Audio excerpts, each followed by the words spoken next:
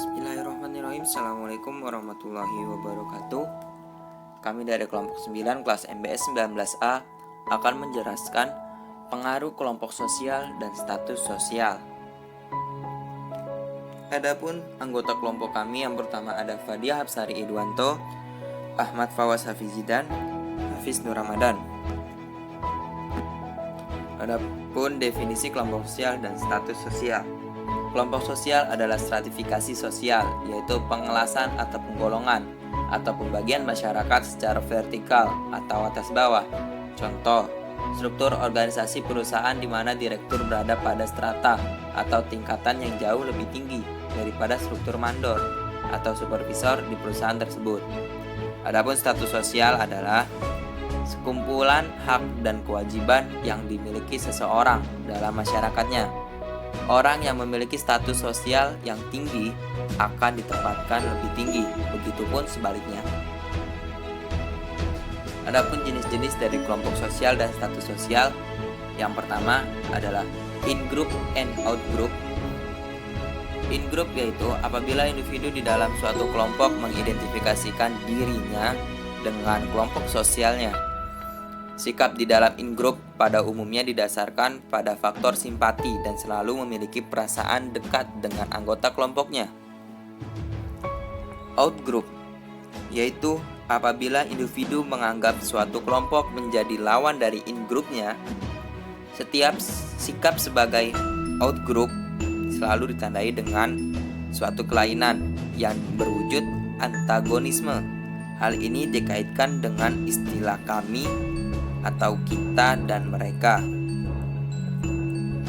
Yang kedua adalah primary group and secondary group.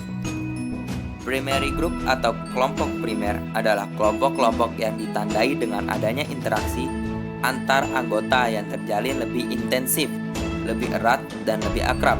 Kelompok primer sering disebut dengan face to face karena parah.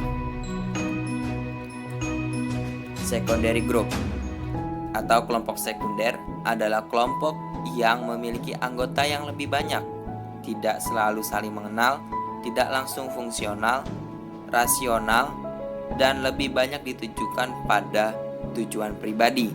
Anggota-anggota yang lain dan usaha kelompok merupakan alat. Pada kelompok sekunder diantaranya anggota. Yang ketiga ada Gemeinschaft dan Gesellschaft. Gemeinschaft adalah bentuk kehidupan bersama di mana anggotanya diikat oleh hubungan batin yang murni dan bersifat alamiah serta bersifat kekal.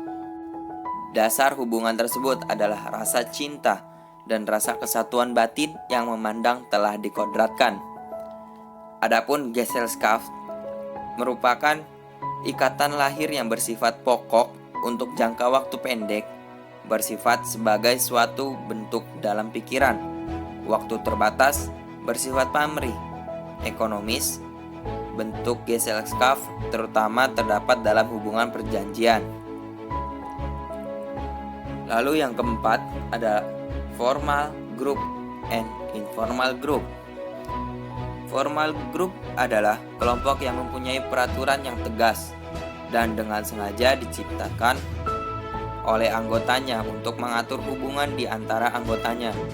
Kelompok resmi ini didukung adanya anggaran dasar, anggaran rumah tangga, dan memiliki pembagian kerja, peran, serta hierarki tertentu. Contoh, OSIS atau partai politik.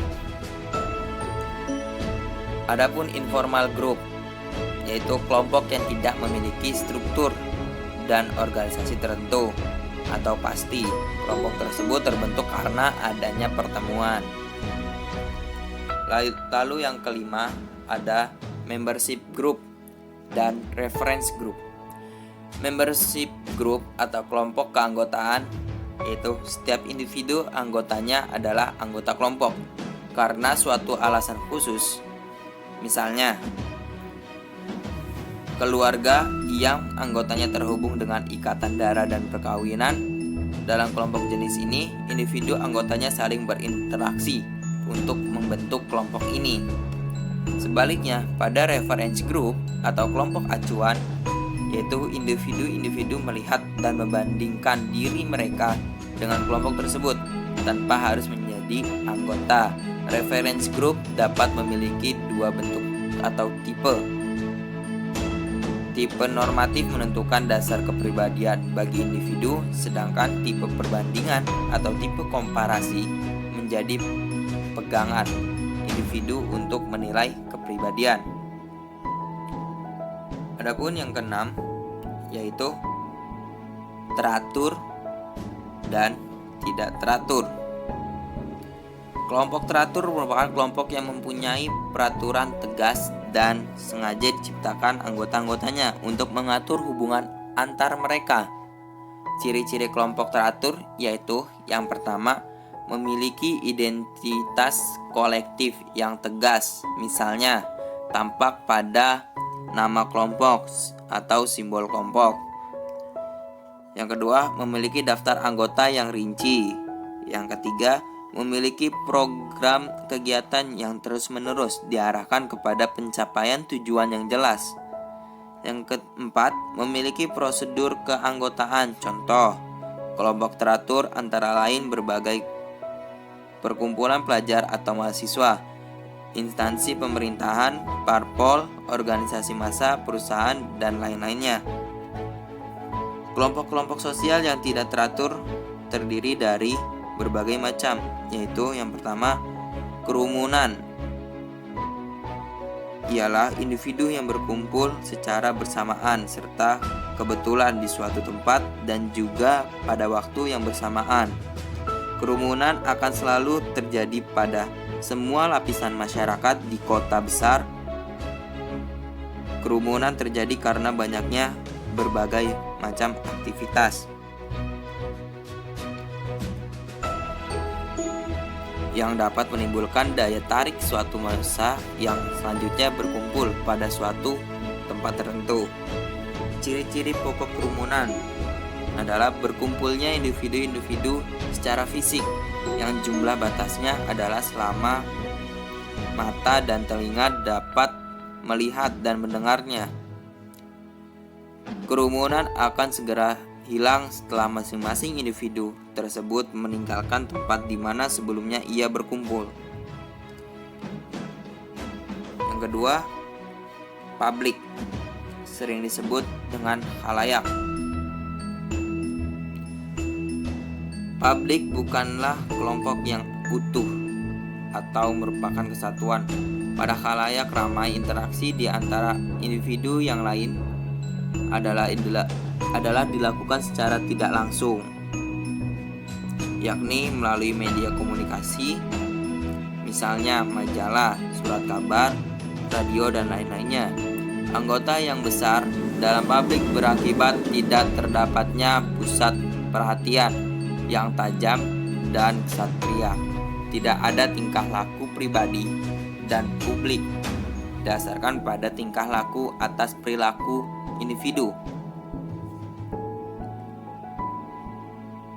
Dinamika perubahan kelas sosial. Dalam sosiologi, dinamika sosial diartikan sebagai keseluruhan perubahan dari seluruh komponen masyarakat dari waktu ke waktu. Wujud konkret dari dinamika sosial antara lain perubahan jumlah penduduk, kualitas penduduk, struktur pemerintah, mata pencaharian, komposisi penduduk, dan lain-lain. Pengaruh kelas sosial dan status terhadap pembelian dan konsumsi. Aspek hierarkis kelas sosial penting bagi para pemesar.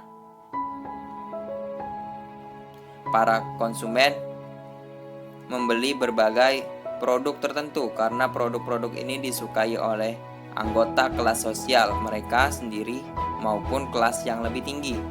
Dan para konsumen mungkin menghindari berbagai produk lain karena merasa produk-produk tersebut adalah produk-produk kelas yang lebih rendah. Mungkin itu saja yang dapat kami jelaskan.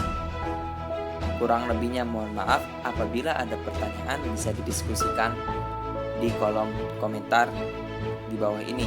Terima kasih. Wassalamualaikum warahmatullahi wabarakatuh.